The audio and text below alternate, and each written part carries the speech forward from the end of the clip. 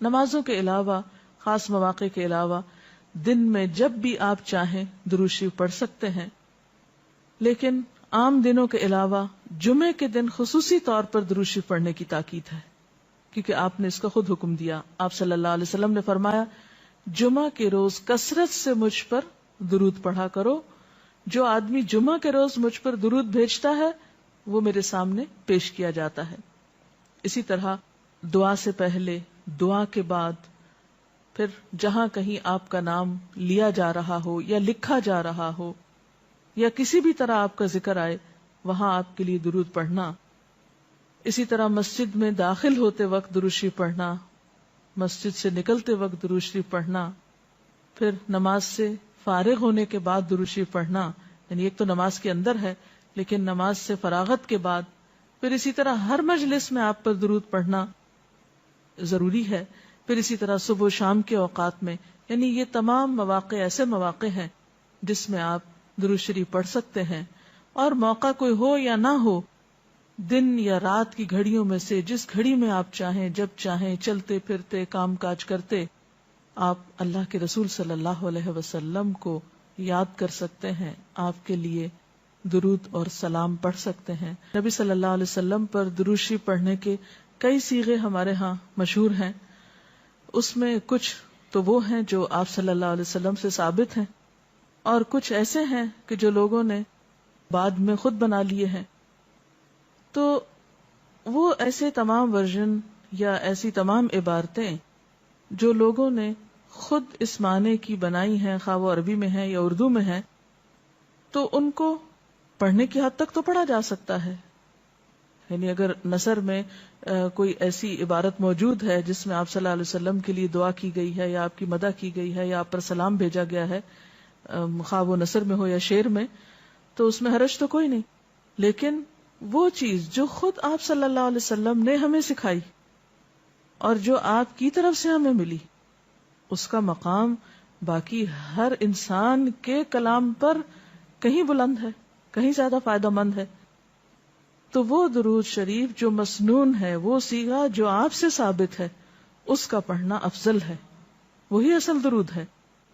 اور باقی تو انسانوں کے خیالات یا جذبات کا اظہار ہے، خواہ وہ شعر میں ہو، خواہ وہ نثر میں ہو، خواہ وہ اردو میں ہو، خواہ پنجابی میں ہو یا کسی اور زبان میں ہو، وہ تو پھر انسانوں کے کلام ہے نا.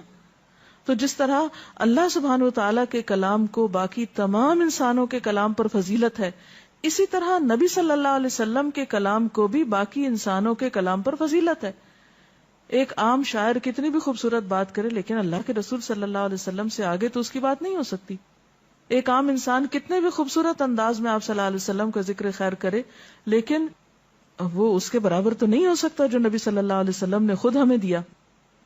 تو بہترین صیغہ وہی ہے جو ہم نماز میں پڑھتے ہیں، جسے درود ابراہیمی کہا جاتا ہے، اور اس کا پڑھنا باعث اجر و ثواب ہے اور اس میں کوئی شک ہی نہیں. اسی طرح یہ چونکہ تھوڑا طویل ہے تو اس کو مختصر انداز میں بھی آپ پڑھ سکتے ہیں. مثلا صرف اگر آپ صلی اللہ علیہ وسلم کہہ رہے ہیں تو یہ بھی درست ہے، یہ بھی درود شریف مکمل ہے ایک طرح سے اگرچہ مختصر ہے. اسی طرح اللہم صلی وسلم علی نبینا محمد، یہ بھی آپ پڑھ سکتے ہیں. صلی اللہ علی النبی الکریم کہہ سکتے ہیں. تو مختصر ہو یا درود ابراہیمی کچھ طویل شکل میں ہو، اصل چیز تو ذکر میں مشغول ہونا ہے. تعداد میٹر نہیں کرتی جتنا وہ احساس اور جذبہ اور عقیدت جو کہ درود شریف پڑھتے ہوئے آپ صلی اللہ علیہ وسلم کے لیے ہماری ہو سکتی ہے. تو ہمارے لیے دن میں بے شمار مواقع ایسے ہوتے ہیں کہ جس میں ہم درود شریف پڑھ سکتے ہیں. سب سے پہلا موقع تو خود نماز کا موقع ہے.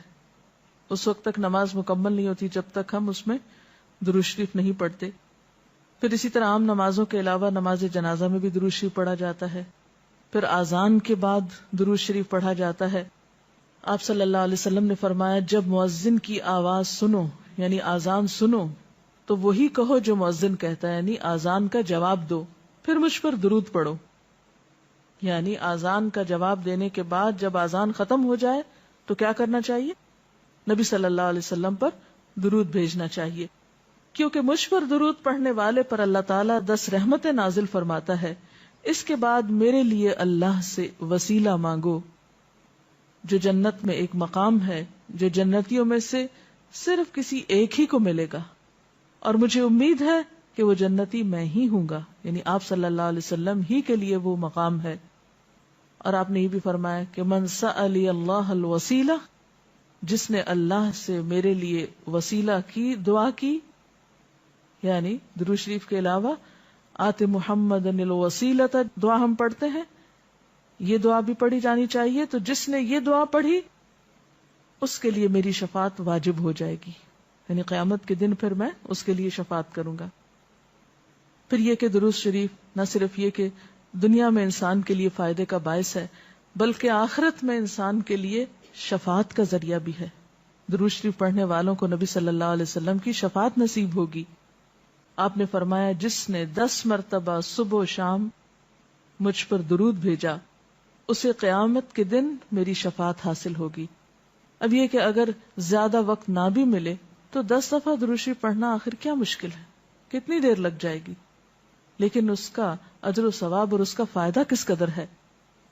پھر اسی طرح درود شریف دعاؤں کی قبولیت کا ذریعہ بھی بنتا ہے، یعنی اگر دعا کرنے سے پہلے درود شریف پڑھا جائے اللہ تعالیٰ کی حمد و ثنا کے بعد تو اس سے دعا کی قبولیت میں اضافہ ہوتا ہے. نبی صلی اللہ علیہ وسلم کے ساتھ حضرت عبداللہ بن مسعود اور حضرت ابوبکر اور حضرت عمر تشریف فرما تھے. تو حضرت عبداللہ بن مسعود کہتے ہیں کہ میں نماز پڑھ رہا تھا، میں بیٹھا تو پہلے اللہ تعالیٰ کی حمد و ثنا کی، پھر آپ پر درود بھیجا، پھر اپنے لیے دعا کی. تو آپ نے فرمایا اللہ سے مانگو ضرور دیے جاؤ گے، یعنی جس طریقے سے تم نے دعا کی ہے کہ پہلے اللہ تعالیٰ کی حمد و ثنا کی ہے، پھر درود شریف پڑھا ہے، تو اب جو بھی تم دعا مانگو گے وہ دعا قبول ہوگی. پھر اسی طرح ہم دیکھتے ہیں کہ درود شریف نیکیوں کا دروازہ کھولتا ہے، نیکیوں میں اضافے کا ذریعہ بنتا ہے. آپ نے فرمایا جس نے مجھ پر ایک دفعہ درود بھیجا اللہ تعالیٰ اس کے نامہ اعمال میں 10 نیکیاں لکھے گا. پھر اسی طرح فرشتوں کی دعائیں آتی ہیں اس شخص کے لیے جو درود شریف پڑھتا ہے.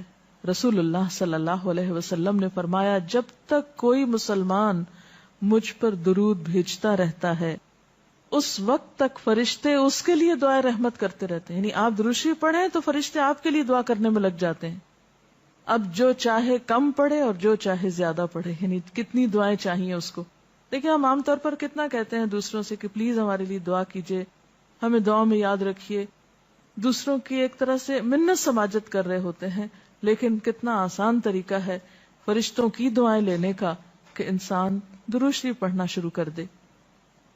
اور وہ شخص جو درود نہ پڑھے وہ صرف اپنے آپ ہی کو نقصان دیتا ہے، اس لیے کہ درود شریف نہ پڑھنا انسان کے بخیل ہونے کی علامت ہے. آپ صلی اللہ علیہ وسلم نے فرمایا جس کے سامنے میرا نام لیا جائے اور پھر وہ مجھ پر درود نہ پڑھے تو وہ بخیل ہے. اس سے یہ بات بھی پتہ چلتی ہے کہ اگر ہم خود درود شریف نہیں بھی پڑھ رہے لیکن اگر کوئی اور آپ کا ذکر خیر کر رہا ہے یا کوئی اور درود شریف پڑھ رہا ہے اور اگر وہ بلند آواز میں پڑھ رہا ہے تو ہمیں بھی آپ کا نام سنتے ہی دل میں درود شریف پڑھنا ہوگا. یہ بھی آپ کے ادب میں سے ایک ہے. اور قیامت کے دن اس شخص کے لیے جو درود نہ پڑھے، درود کا نہ پڑھنا حسرتوں کا باعث ہوگا. حضرت ابو ہریرہ رضی اللہ تعالی عنہ کہتے ہیں کہ رسول اللہ صلی اللہ علیہ وسلم نے فرمایا جس مجلس میں لوگ اللہ کا ذکر نہ کریں، یعنی اکٹھے ہوئے ہیں دنیا بھر کی باتیں کی لیکن اللہ سبحانہ وتعالی کی کوئی بات نہیں کی، اور نبی صلی اللہ علیہ وسلم پر درود نہ بھیجیں، یعنی نہ تو اللہ کا ذکر کیا اور نہ ہی آپ پر درود بھیجا، وہ مجلس قیامت کے دن انسان کے لیے حسرت کا باعث ہوگی. انسان اس پر پچھتائے گا، خواہ وہ اپنے نیک اعمال کے بدلے میں جنت میں چلا ہی جائے. یعنی ایک شخص جنت میں بھی پہنچ گیا لیکن اس کو ایسی مجلسوں پر حسرت ضرور ہوگی جس میں اس نے اللہ کا ذکر اور رسول اللہ صلی اللہ علیہ وسلم پر درود نہ بھیجا ہوگا. اور اگر دیکھا جائے تو انسان کے اعمال میں ایسی کوتاہی اور غفلت بسا اوقات جنت سے محرومی کا سبب بھی بن جاتی ہے. آپ صلی اللہ علیہ وسلم نے فرمایا جو مجھ پر درود پڑھنا بھول گیا اس نے جنت کا رستہ کھو دیا. یعنی جس نے اتنی غفلت برتی کہ کبھی آپ کا ذکر ہی نہیں کیا اور کبھی آپ کے لیے دعا ہی نہیں کی اور کبھی آپ کے لیے درود ہی نہیں پڑھا, تو اس نے اپنے لیے کیا کمایا؟ ان اللہ وملائکتہ یصلون علی النبی یا ایھا الذین آمنوا صلوا علیہ وسلموا تسلیما, کہ اللہ اور اس کے فرشتے نبی صلی اللہ علیہ وسلم پر درود بھیجتے ہیں. اے لوگو جو ایمان لائے ہو, تم بھی ان پر درود و سلام بھیجو. تو رسول اللہ صلی اللہ علیہ وسلم کے ذکر کا, آپ کی یاد کا بہترین طریقہ آپ پر درود بھیجنا ہے, آپ کے لیے دعائے رحمت کرنا ہے. وہ عظیم ہستی جس پر اللہ رب العزت کی رحمت برستی ہے, جس کا ذکر اللہ سبحانہ و تعالی فرشتوں میں کرتے ہیں, جن پر فرشتے دعائے رحمت بھیجتے ہیں, آخر ان کا ذکر اور ان پر درود و سلام میں اور آپ کیوں نہ بھیجیں گے؟ آپ صلی اللہ علیہ وسلم پر درود بھیجنا خود ہمارے اپنے لیے باعث سعادت ہے, باعث رحمت ہے. آپ صلی اللہ علیہ وسلم اس کے محتاج نہیں. مشرق ہو یا مغرب, شمال ہو یا جنوب, دنیا کے گوشے گوشے میں آپ کا ذکر خیر ہو رہا ہے, دن رات, آذانوں میں, نمازوں میں, جہاں جہاں آپ کا نام لیا جائے. لیکن اگر ہم درود شریف پڑھتے ہیں تو اس کا فائدہ خود ہم ہی کو پہنچتا ہے, ہمارے اپنے لیے باعث رحمت ہے. تمام غموں, دکھوں, تکلیفوں, مصیبتوں اور پریشانیوں سے نکلنے کا راستہ ہے, درجات کی بلندی کا ذریعہ ہے. رسول اللہ صلی اللہ علیہ وسلم نے فرمایا, جس نے مجھ پر ایک بار درود بھیجا اللہ تعالیٰ اس پر 10 مرتبہ رحمتیں نازل فرمائے گا. ایک بار درود پڑھنے کا اجر و ثواب, اس کے 10 گناہ معاف فرمائے گا. یعنی صرف 10 رحمتیں نہیں, 10 گناہوں کی بخشش بھی ہوگی اور 10 درجے بلند فرمائے گا, یعنی درجات کی بلندی بھی. اسی طرح درود شریف آپ صلی اللہ علیہ وسلم سے قربت کا ذریعہ بھی ہے. حدیث پاک میں آتا ہے, قال رسول اللہ صلی اللہ علیہ وسلم اول الناس بی یوم القیامت اکثرهم علی صلاۃ, قیامت کے روز مجھ سے سب سے زیادہ قریب لوگ وہ لوگ ہوں گے جو دنیا میں سب سے زیادہ مجھ پر درود بھیجنے والے تھے. یعنی قیامت کے دن آپ کا قرب بھی درود شریف کی وجہ سے نصیب ہوگا. پھر اسی طرح اگر انسان کوئی اور دعا نہ بھی کر سکے, غم, دکھ اور تکلیف کی حالت میں صرف درود شریف بھی پڑھتا رہے تو اسے ساری دعاؤں سے کفایت کر جائے گا. ایک حدیث میں آتا ہے, حضرت ابی ابن کعب رضی اللہ تعالی عنہ کہتے ہیں کہ میں نے آپ صلی اللہ علیہ وسلم سے عرض کیا, اے اللہ کے رسول صلی اللہ علیہ وسلم, میں آپ پر کثرت سے درود بھیجتا ہوں, یعنی بہت زیادہ آپ پر درود بھیجتا ہوں. اپنی دعا میں سے کتنا وقت میں درود کے لیے وقف کروں, یعنی جتنی میں دعائیں مانگتا ہوں ان میں سے کتنے وقت کے لیے درود پڑھا کروں, یعنی آپ پر دعائے رحمت بھیجوں یا آپ کے لیے دعائے رحمت کروں. درود کا مطلب یہی ہوتا ہے. تو آپ صلی اللہ علیہ وسلم نے فرمایا, جتنا